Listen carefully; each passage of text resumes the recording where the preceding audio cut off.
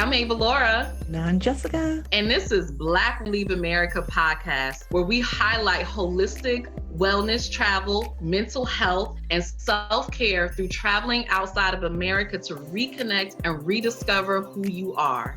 It's time for us to leave any condition that disrupts our peace. Black Women Leave America opens your eyes and explores new ways of living, but more importantly, new ways of being. Because sometimes you have to leave in order to find yourself.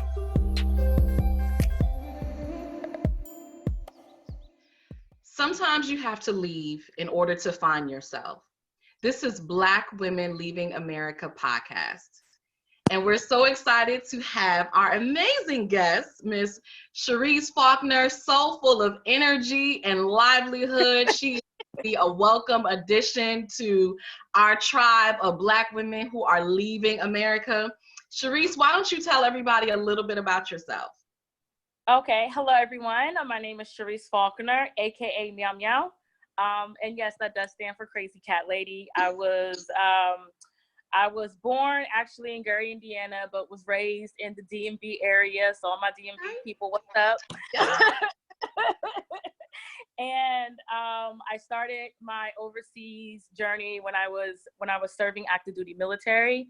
Been deployed a couple times, and now I'm out the military, and now am a government contractor working network security, IT background. That was my job when I was active duty. And now I'm currently living in Bangkok, Thailand, just trying to live my best life. That's all. Love it. And we all are, right? On our own way, in our own terms. So you talked about you originally were traveling because of work, because you were active duty. But why did you decide to leave America and have your home base in Bangkok? Well, so after I did my 8 to 10 years in Europe, living all over Europe. And I came back home to the DMV area, went back to school at University of Maryland, and I was at home 2000, right? And I was actually at home. I actually came home around 2014. I'm sorry, y'all, I have cats. From 2014, and I left in 2016. I only came home with the intention of finishing up my degree and getting my foot into the door as a civilian contractor now that I was out of active duty. And I just didn't feel like this ain't it. This is not it at all. After being out the country for almost a decade, coming back, of course, a lot has changed in the decade, but you also change as well. Yes, hopefully. For the better. And that's what happened. I said, well, I need to leave again. And when I was a contractor out in DC, somebody just came up to me. I was happened to be in the right place at the right time. They said, hey, Bangkok's opening up for your job. Do you want it? I said, well, I mean, you can send me the resume and I'll go ahead and look it up. And I think later on that day, I went into the back office, actually did the interview at my old job. And on the train ride home on the VRE, I took the offer over the phone and I got hired within a day. And within a month, I was out here in Bangkok, Thailand. Wow. Now, what I want to know, and I'm sure other people want to know, so since you're getting paid as a government contractor and you're in Thailand, like, are you getting paid American money and then you living in Thailand? Oh, heck yeah. I won't come out here. I won't come out here if I wasn't. I mean, and I'm not trying to knock anybody who does come out here and, does a job and gets paid in the, country's currency, like being a teacher or whatever. I'm not knocking that at all. But for me, I'm not going anywhere if I'm not getting paid what I know how much I'm worth. And I'm not coming out here to take a break or do teaching, none of that. No, I came out here to do my job. And if I can do my job outside of America, then I'd rather take the opportunity to do it. So yes, I do get paid in US dollars. I still file my taxes. I still do all that stuff that I normally do back home. And so tell me a little bit about the differences in pay wage in Bangkok versus the United States. What's the difference there? Now, I can't speak for jobs all across the board. Because like I said, I still have my job from back in the States. I just got transferred to Bangkok. But I will say though, since the cost of living is way cheaper than for, someplace down in the DMV area. I was making. So what are we talking for an apartment, 2-bedroom in Bangkok? What are we talking? Okay, so now we're talking. So I have a 2-bed, 2-bath, and I pay $920 a month, and it's 70 square meters. Upstairs, downstairs, $900. Wow. And my Wi-Fi, $10. Wow. $10 a month. Water, that's like $6. Electricity, and I'm not gonna lie, it's Thailand. It's a very tropical climate, so it get hot, and I like my AC. So my utility bill will run from anywhere between $90 to $130 per month. So you're like $1,000 a month, basically, and you're still making, US dollars. So a salary that you would make like in the DMV. Yes. Yeah. Well, actually, I'm not gonna lie. So I switched contractors since it is a lower cost of living out here. I did have to sacrifice my pay. So I was making 6 figures out in the DMV area. But in reality, after taxes, you're not making 6 figures. I'm not making 6 figures. It says that on paper. Right. So when I came over here, and also too, for people, it's very hard trying to get a contracting job out here. Like I said, I was in the right place in the right time. Yeah. But if you're an overseas contractor or government employee, DOD, or GS employee or whatever, all of us has a housing stipend. So even though my rent is $127, I don't pay that. My contractor does that. So really, I'm saving a lot more money. Even though I did take a $20,000 pay cut. I did. No, you didn't. But you really didn't. No, and I said for the experience to live in Asia and to be overseas again, I'll take it. To me, it was worth it. It was worth it. And so for anybody outside of the DMV, I am in Maryland. And so if you're talking about a 2-bedroom, 2-bath, you're easily going to be paying anywhere between $1,700 to $2,000 or so a month. So you're doubling, and that's just rent. That's not rent plus Wi-Fi plus electric plus all of that. So you taking a $20,000 pay cut, you really didn't. You saved that just on living expenses alone. Exactly. So to me, it was, and you're right, I am saving a lot more money out here. I was able to pay off, credit card debt. In the 3.5 years I've been living out here, like I have no debt. I built up my credit over here. And right now I'm just saving my money and investing it into stocks, 401ks and all that stuff. So how are you treated there? Avalaura is going to move into our next question, but I want to know before we move on, how are you treated there versus in the United States? Are they welcoming? Do they want to touch your hair all the time? What is that? Okay, so Thailand, speak for all of Asia, but Thailand in general, they are a predominantly Buddhist country.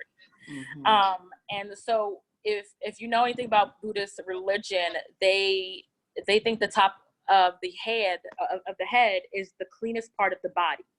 So one good thing is that they won't touch your hair. That's one good thing, because they think the head is sacred, it's clean, and they think the bottom of your feet is the dirtiest part. So you do not show the bottom of your feet to any locals. It's considered disrespectful. But as far as being treated differently, do we get stares? Yes. That comes with the territory. People gonna stare. And some of the local people be just as brown, black, purple as you. But they're staring at you. Yeah, and they staring at you like, oh, hey, but I don't mean to say this to be rude, but I'm stating facts. I've never had any problems with any local people. ever. The whole 3.5, from my experience, and I can't speak about every other person's experience. I'm speaking from me. But I do always get bothered, or whenever I do have problems with somebody, it's always white foreign men, mostly European men. Okay. But it's the younger ones. It's like they have nothing else better to do. So they see a black person, they see a group of black people, and they're drunk. They just want to act just ignorant and stupid. And it's like, bruh, really? Like, just sit down. So like I left that in America. Okay. Right. So yeah. So like to me, it's like, you know, I really didn't leave America. Like but no, it's really on, and that's only happened about 3 times in the whole 3.5 years I've been. Yeah, so it doesn't happen to me like every day. When people stare, yes, people won't touch your hair. People actually compliment it. They love our hair. They really do. They love our skin. It's just, now granted, it's Asia, so they still think lighter is better. But I always get mistaken too, because they like to generalize that we're all from Africa. I say, I'm not from Africa. I'm American. That's what my passport says. Now, granted, my ancestors were, of course. Right. So literally, I'll like go get like a taxi or, you know, a motorbike taxi. They're like, oh, Africa? And then I'll throw it right back at them like, oh, Chinese? They hate that. And I know that sounds bad, but let me find out. You teaching us how to throw shade, okay? You teaching us how to throw shade in Thailand. Look, let me tell you something. I am the shade queen, okay, over here. No, but other than that, though, it's just funny seeing the reaction. They don't mean any harm by it. But then a lot of locals, you know, Thailand was a country that was never colonized. And the first foreigners were, you know, mostly, you know, white Europeans or Americans, whatever. So now there's a lot more influx of Black people. And now they're starting becoming like used to seeing us, everything else. And let me tell you something, I love it. I love it. I never have any problems with any local people, ever. I love it. So really quickly, what are some of the differences that you've learned upon just leaving America and being in another country? The differences is the food. I'm not trying to, let me tell you something. I love me some good old American food. But I will say I do feel a lot healthier when I do live abroad and eat more of the local food. Now, granted, I have a full kitchen and I cook. Granted, if I'm missing my fried chicken and baked macaroni and cheese, I can make it at home. You know what I'm saying? Because they have international grocery stores over here, so you can buy all that stuff. But I have noticed sometimes I do miss like weather. Because you know, over here it's just rainy, hot, and hotter. That's it. Yeah. Those are only seasons. So I do miss seasons. Sometimes I miss diversity a little bit. You know, I kind of like granted, Bangkok is a very international city, but there's not, you know, it's not as diverse as say like back home, like, you know, New York or whatever. You know what I'm saying? You'll meet people in passing, but a lot of people don't like live here like in a mixed community or whatever. Gotcha. And also too, there's they opened up a Taco Bell here, so fast food is still prevalent over here in Bangkok. Really? Taco Bell's like, look, we need to be in Bangkok, okay? Yeah, they actually opened up there like 3 months ago. Wow. It's not the same. It's not. I'm sure it never is. I remember McDonald's in India. I was like, this ain't McDonald's. I mean, I'm okay with that, but this is not McDonald's. I remember a curry burger being on the menu. Right, like this is not. But the best thing about it, and I don't know about in Thailand, I remember, and this was years ago when I was in India, the best thing about like the McDonald's and the more American was the bathrooms. So it's like, oh, I can go to a real bathroom. Yes, actually, and also too, what I noticed too is a lot of the McDonald's over here are really nice. Like they look like clubs. Like got flat screen TVs, music playing on blast, techno lights. I was like, is this McDonald's? And then also too, another thing too, as you see over here, there's like a lot of, at least in some areas, there's like a lot of local b-boys, Thai b-boys. They're dressed up in old school LL Cool J. Oh wow! And everything, and super it's interesting. 2 in the morning, and you're walking to McDonald's, and they're breakdancing right from McDonald's. Okay. You know what, Sherese, I was just about to ask you. So I'm married, but tell us about the dating scene because So some of I our was gonna listeners ask might. that, but Oh, I was the trying to dating wait, but I was gonna ask that. here is so depressing. It's Oh, really sad. Now, granted, I have been on dates with both foreign men and local men, so I don't discriminate. I love everybody. But as far as if you want to like date seriously over here, it is very hard for foreign women in general. Not yeah. black, white, whatever. It's a lot harder for a lot. Now, granted, I do know a lot of my friends who have met their boyfriends or girlfriends or significant others over here, and there are also other foreigners. So don't believe the hype when people say, oh, only foreign guys date only local girls. No, that's not true. I have a lot of friends who are dating each other and met within our social circle. So Okay. just get out your mind. Yeah. And I've went on a lot of dates with a lot of more foreign men than local men. But Okay. dating scene there is, I usually take a break for 6 months and then go back in it for 6 months, Understood. I think that's great advice. I think that's great advice. Well, Understood. Sherese is actually one of our sponsors. Yeah. So we definitely want to tell you all about Sherese's brand and what she's doing with that. So you guys hang on in there. And Avalaura, you taking us to commercial? Well, you kind of messed that up, but Oh, I was trying to. I was trying to sneak it in there. let's take a quick commercial break. We'll be right back.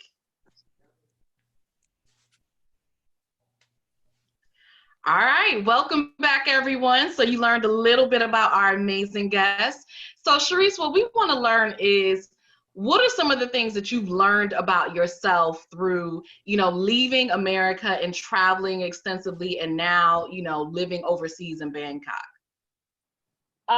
You grow up real quick. You learn how to get comfortable all over again. Because you're putting yourself in an uncomfortable situation. It's kind of like that really popular, I don't know how popular it is, but you make yourself comfortable by being uncomfortable. And when you're abroad, you have to do that because you have to mostly figure out a lot of things for yourself. You have to learn a new language, or at least the basics just to get by, like numbers, directions, how to say it in the local language. Like I said, Thailand was never colonized. Yeah. Ever. So get props to Thailand. But in that, and of course they do teach English and all that stuff over here, but the education system over here is not the greatest unless like you have to pay lots of money to go to private school or whatever, right? Or international school. But it's just nice just to learn another language, to broaden your horizons and learn more about the culture and be more in depth because you're in their country. So you got to respect their rules and be courteous and just try to pick up a few words in their language, like something simple, like where's the restroom? Turn left, turn right, stop. Just basic commands or basic questions like that will get you a long way because the locals see that you're trying and they will respect you for that. I love that. I love that. You get comfortable operating outside of your comfort zones, which I'm sure here, when you are in your home base, one of the things that I see a lot of times with my clients as a life coach is that so many of us aren't willing to go outside of our comfort zones unless we're forced to, where what you're doing is kind of putting yourself in a position where you constantly have to do that just to navigate life and to, live your best life over there, right? Like you got to do it. Yes, and it's very hard, and it's harder, I feel like, in a very homogenous society. Asia's very homogenous. They are very, very homogenous. So we are completely 360 to them, you know what I'm saying, as far as, I guess, their beauty standards and, what they consider beautiful or handsome or whatever. So we are so outside of their comfort zone that sometimes it really does confuse them. But I will say that's one thing I've learned. I learned to grow up real quick. I learned how to deal with situations that I probably would never put myself in ever since being over here. Meeting some really, really awesome people that I probably would have never talked to back home. because at the end of the day, you're all foreigners. Don't matter if you're black, white, whatever, you're all foreigners. It also got you started with your line, right? So we talked a little bit about your line in our sponsorship, but tell us a little bit about your line. Okay, so I am actually the owner, founder, creator of Meow Smooth Butters. And actually it's called Meow because actually I got the inspiration from my 2 cats. So I have 2 cats. Their name are Tia and Tamara Mowry. So if you grew up watching Sister. I'm sorry. I hope they're watching and they realize they were the inspiration for your cats. Go ahead. Well, yeah, because I mean the paw print, but also too they are real life sisters. So it's why I named them, Tia and Tamari. Tia and Tamara. But anyway, I started because there was a need in the Black community. So there are a lot of Black community Facebook pages. If you're a Redditor, subreddits, and Line. Line is an Asian version of WhatsApp. And a lot of people always comment in these groups, hey, where can I get shea butter? Where can I get cocoa butter? Does anybody have any African Black soap? So me, always making my products because I have eczema. And I've been making my own products since 2012. Wow. And I decided, well, I have all these ingredients people are asking for. Why not whip some up, put them in these little jars and see what happens. And so I started back in 2000, I want to say October 2000, I think it was 18, I think last year. So I have everything from even avocado butters. I even do hair butters. And also too, I do body and hair oils as well too, like tea tree oil, grapeseed, aloe vera. I have everything that you could ever need. Yeah, I love how now being in this culture and being overseas, also what it sounds like just kind of put all the puzzle pieces together and launched you into your purpose. Exactly. And everyone loves it. I love it. And also too, surprisingly, a lot of locals, it's not just specifically for us, obviously, but there's a lot of locals who do have our hair texture. You know what I'm saying? So now I'm reaching out to the local market and they're loving my products as well too. So I am so happy that it's working out. It has blown up within the last year. And right now I'm kind of taking it slow because it's only just me. It's only me. And then I have one of my other friends. She's an awesome photographer out here. She's the one who does all my photography and videography on my Instagram page. Nice. Yeah. I love that is so amazing. And I love the fact that you're able to like utilize your environment and bring that into, right, and encompass it into like your products and staging and all that good stuff. Looking over your Instagram now. So super cool. Super cool. I love that it kind of spurred it, as Avalaura said, spurting you into your purpose, and now you can take it and bring something out of it with you, right? So it's amazing. Yes, love it. And the name is super cute too. Yeah. It's cute because it speaks to who you are. And I think that's a beautiful thing and ultimately what that's about. And for those of you watching, I want you to peep this. So she's making all this money over here from her day job, right? Saving money because she's in Thailand, and she launched a side hustle. So I want y'all to see this. And if you don't mind telling our viewers, how old are you? I just turned 33 December 4th. So 33. So you're going to be able to retire at what age? Like you're going to be retiring and everybody else over here is still working. My goal is to retire at the latest 40 years old, but at the earliest 38. That's my goal. I'm done. I'm done. I'm overworking. I love that. I love it, y'all. So I want y'all to hear this. So would you recommend that other Black women leave America? Oh my gosh, yes. If you can take the chance, do it. My parents moved to Cuba. So, I mean, my parents are overseas as well too, because I am a Navy brat. So my dad is retired Navy. Okay. So I'm used to living overseas since I was a young kid. So that's nothing new to me living abroad. But I do encourage, it don't matter what age you are. Obviously, if you're an adult, if you want to come here without your parents, but there are some Black teens over here too, and they're like whole Black families. Look, I love seeing us traveling, especially in Asia, breaking down these stereotypes and these walls and these barriers and becoming teachers to the new generations that are being brought up over here. They're seeing Black teachers. They see that we're educated. They see that we're smart. We're not just the thug that they see in the movie or the angry Black woman that's yelling. You know what I'm saying? They're seeing another side to us. They're seeing the real side to us, who we really are. Like every other human being. It boggles my mind. I've lived all over the world. And I don't know why Black people or people of color, whatever you identify, if you don't identify as white, you don't identify as European, I don't know why, because we're all humans at the end of the day, why I always feel like we're always just in our own, like, in our own, like,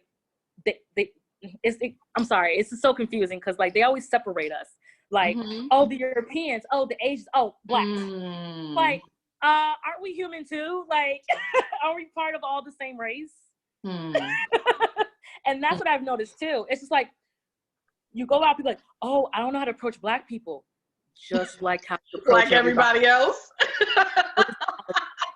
But I love what you said, because the more we come there, the more they get to know us. Because like you said, as a very homogenous society, it's not like, you know, we call America the melting pot, because there are so many different cultures. And what we don't realize is when you go to a lot of these other countries, it's not like that. It's exactly them. So they're not used to a lot of different cultures. So the more we go over there and the more we integrate, the more they get to know us, the more now when they see another Black person, it's not like, oh, African, but it's like, oh, where are you from? Because I recognize that you're from various places and not just this one place over here that we've heard about. Exactly. And that's what I noticed with people who are my age or younger, like, or just mostly locals who have been abroad and traveled. Obviously, they're not the ones saying, oh, you from Africa. They know better. I got you. Yeah. But the older. The older generations, obviously, I do expect that out of them too. So it's nothing new. You know what I'm saying? It's life. You know, it's a newer generation and new things are happening. Older generation, it didn't happen that often. So, you know, but I've never had any problems with both the old people and the younger people. Everyone's been very sweet.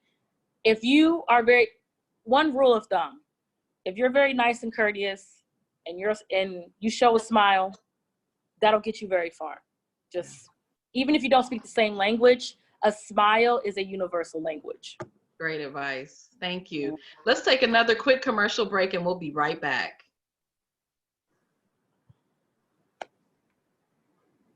All right, welcome back, everyone. We are going to end our amazing segment, but this has been an amazing conversation. I really hope that you've gotten a lot of good information from Sherese. If at any point you have questions, feel free to contact us at blackwomenleaveamerica@gmail.com. We want to hear from you. We love hearing all of your stories, so you can certainly contact us to share your stories as well.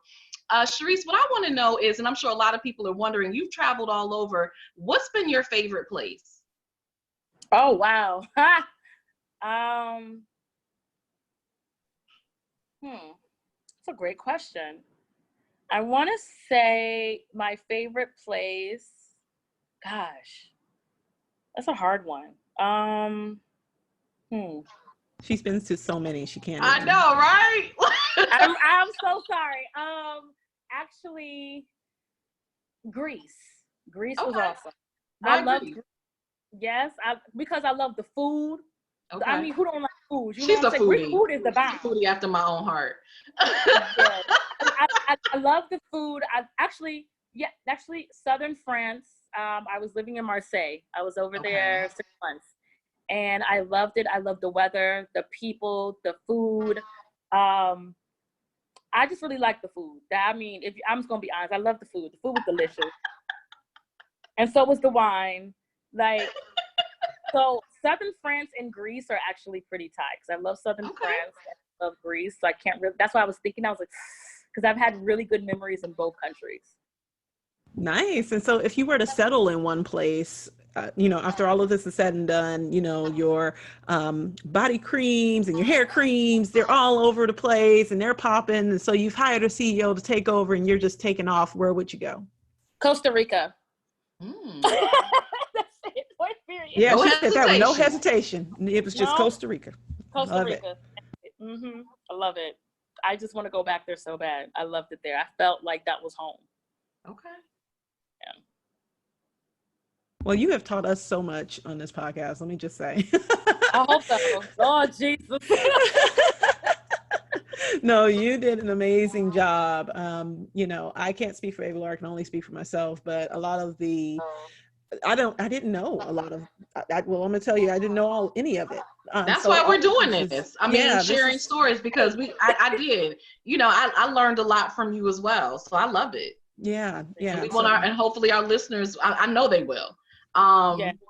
Yeah, and that's why we're doing this. yes, absolutely. Because you never know what's out there. And, you know, unfortunately or fortunately, we just don't have the opportunity to get out there and travel enough because we have other responsibilities and things to that effect. Exactly. But the fact that we can speak to you while you were all the way in a whole nother Right. different country is amazing. So I love digital media. But anyway, so yes, it's amazing. So tell us where we can find you, where we can find your creams, your butters, all that good stuff. Give us all of your links.